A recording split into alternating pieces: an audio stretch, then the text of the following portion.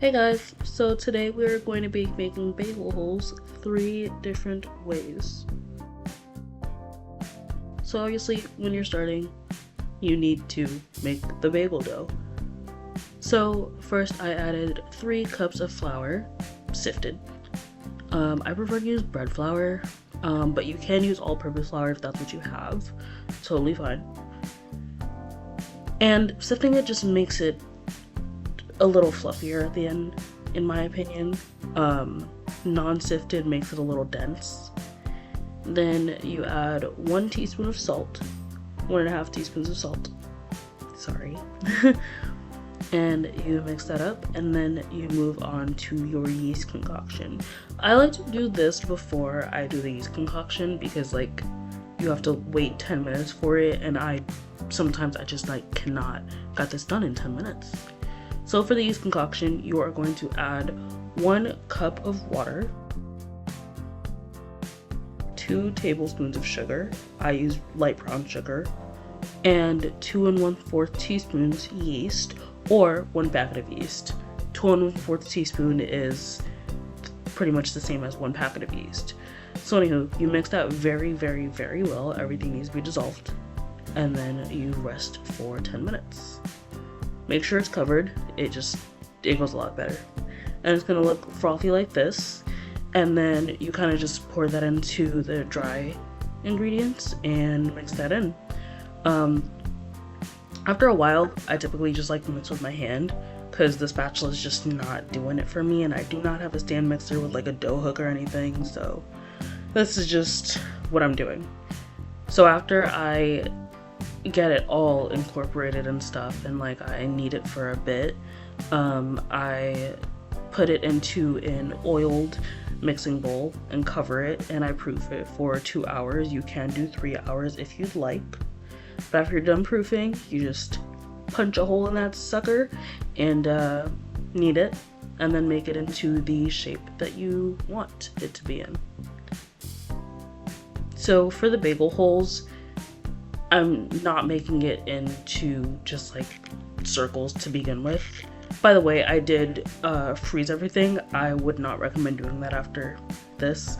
It just made it like burn for some reason. Anywho, since you are stuffing the bagel holes, I put it flat so that you can put the filling inside, and then you can just like pinch it. But if you're just doing regular donut holes with nothing in it, you could definitely just roll it up into a ball and call it a day. So make sure it's like completely closed, because if it's not completely closed, it will seep out in our water bath.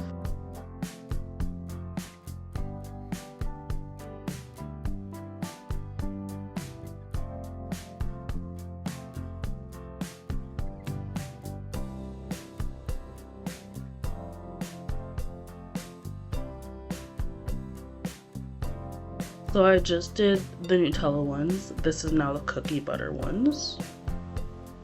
And again, just close it up, make sure it's completely sealed, and you're all set.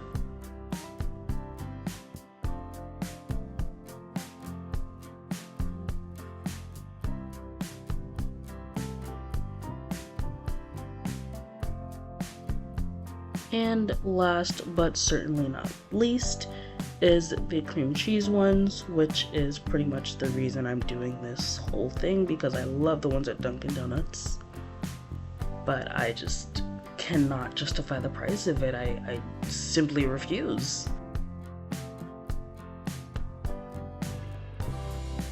So you're gonna proof those for 30 minutes, covered of course, and then you are going to put it in boiling water, 30 seconds for each side. I like to put baking soda in mine just for more of a crunchy out exterior, but you definitely don't have to put baking soda in it. You could just, do regular boiling water, but I prefer baking soda.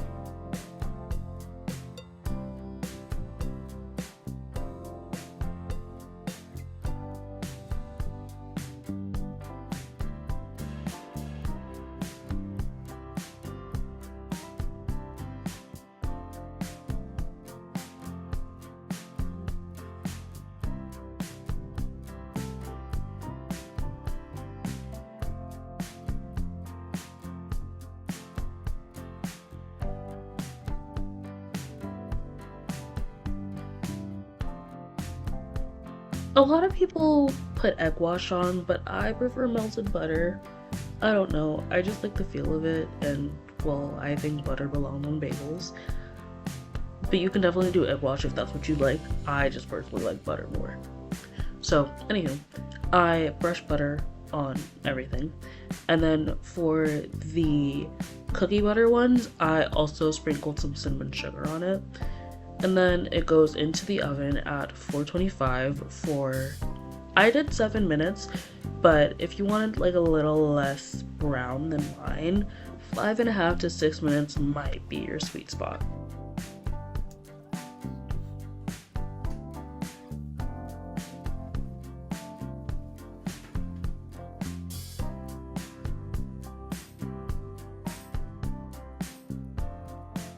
And this is what I meant by I wouldn't recommend freezing it, because like it's not as creamy as it needs to be. Like it's low-key kind of burnt. Like the temperature's just really off. But yeah, these are the bagel bites, and I hope you guys liked it, and stay tuned for the next video.